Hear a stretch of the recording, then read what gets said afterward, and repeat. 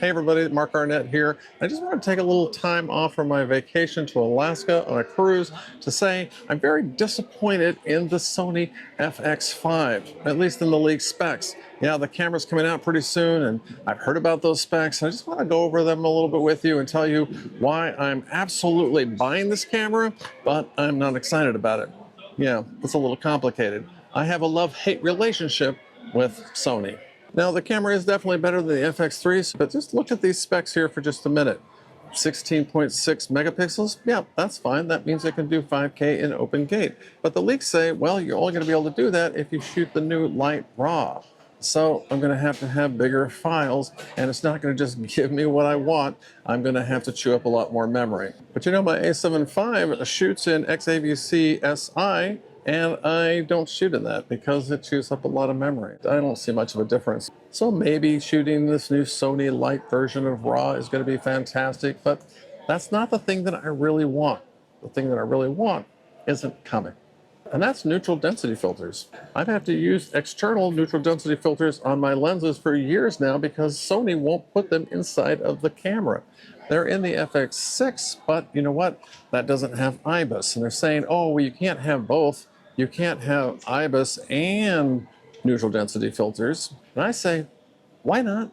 Why can't you do that? I'd like an explanation of that rather than just take it on your word that that can't be done.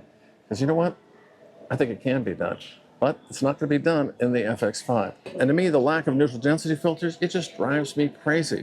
Because the old video cameras that I had, the big ones over the shoulder, they all had built-in neutral density filters, but that went away with mirrorless cameras. And it came back in the FX6. In fact, they had a variable ND. It was a really fantastic concept. And Sony kind of owns that. I keep waiting for them to do it because I know that the moment that they come out with a variable ND in a camera like this, it's going to fly off the shelf. And I'll pay pretty much any price to get it.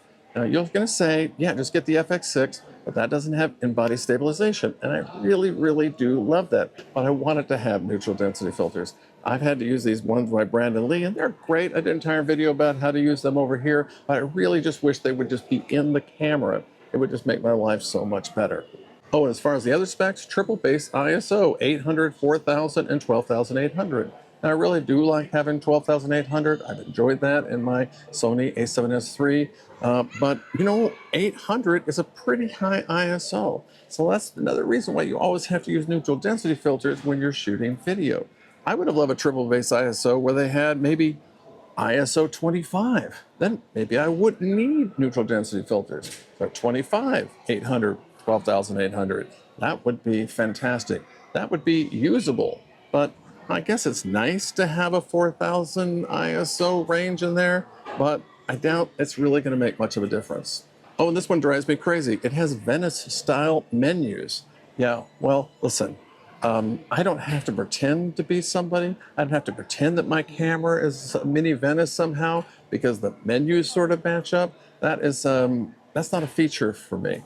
Oh, and I was really excited that you could get an optional viewfinder, but then it uses the same hot shoot mount as the 32-bit float recorder for audio. So you got to choose between a viewfinder or audio, and audio wins every time for me. But I really would have liked to have had an optional viewfinder. I would have bought them both if you could put them both on the camera at the same time.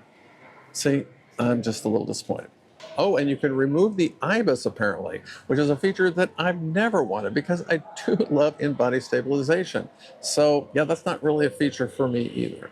Now, it is nice that it's going to have a fully articulated screen like the one here on the a7 IV. I really do like that feature, but you know what? That's something we knew was going to be on this camera, and so it's not that exciting, but it would have been something I would have really been pissed off at had it not been included. Now, the one thing I am excited about is having false color in my camera. But you know what? That should have been in all of my cameras for years and years now. And it could have been done by a software update. So having it in the camera is great. Woohoo! But come on, guys. That should have been something you gave us years and years ago. And the last thing I'm disappointed about is the name, the FX5. That tells me that there isn't going to be a camera between the FX5 and the FX6. Something that would have those neutral density filters that I was talking about. It's not even in the works. I'm going to have to wait another 5 years. I'm kind of an old man. I'm not sure how many more 5 years I have in me. So come on, Sony. Now, please don't misunderstand me. I am going to buy this camera, and I'm probably really going to enjoy using it. And there are some features in it that are probably going to make me want to sell my A7S III, for example. I am going to keep the A7 though, because you know what? This will shoot photographs, and the new FX5 doesn't even have a photo mode. So that's kind of a bummer. Oh, and when the camera is actually announced, I will make a follow-up video and tell you whether or not I've changed any of my opinions. Hopefully, I will. Hopefully, they'll put some things in there that are surprises that will make this camera awesome. Hey, thanks for stopping by.